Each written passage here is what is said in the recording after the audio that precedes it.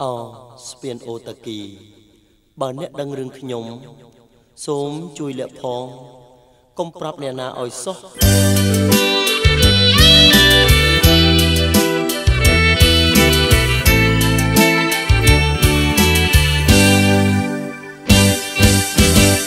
សម្រងទឹកខ្មៅលើដំបៅចាំងទឹកឡើងសានខ្មៅស្ពានអូតាគី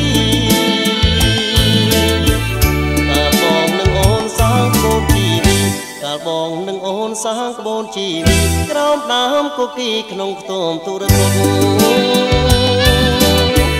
អូនតាមម្ដាយទៅមង្គលបុរីមានផ្ញើសំដីឲ្យបងមួយម៉ាត់បងជាកម្មកររថភ្លើងកំសត់បងជាកម្មកររថភ្លើងកំសត់លួចផ្ញើសម្បត្តិតាមអ្នករត់ពន្ធស្រាប់តែអូនមានថ្មីហើយខ្ញុំមកទុំស្នេហ៍សែនធ្ងន់ម្ដាយអូនជេរផ្ញើតាមអ្នករត់ពន្ធម្ដាយអូនជេរផ្ញើតាមអ្នករត់ពន្ធមើលងាយរិះគន់ថាបងក្រខ្លាំងស្ពានអូតាគីស្ពានអូតាកា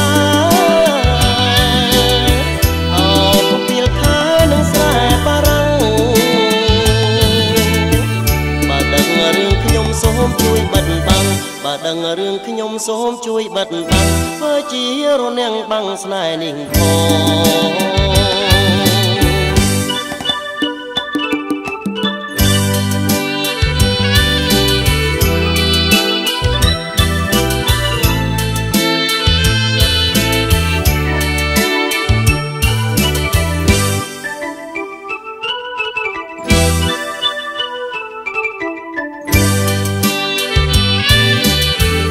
ស្រាប់តែ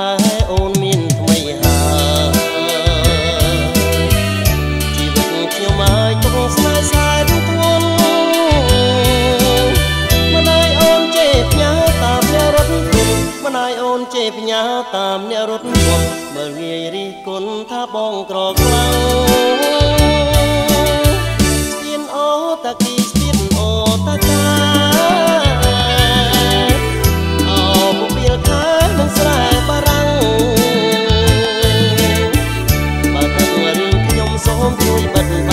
បើដឹងរឿងខ្ញុំសូមជួយបិទបាំងធ្វើជារនាំងបាំងស្នេហ៍នេះផ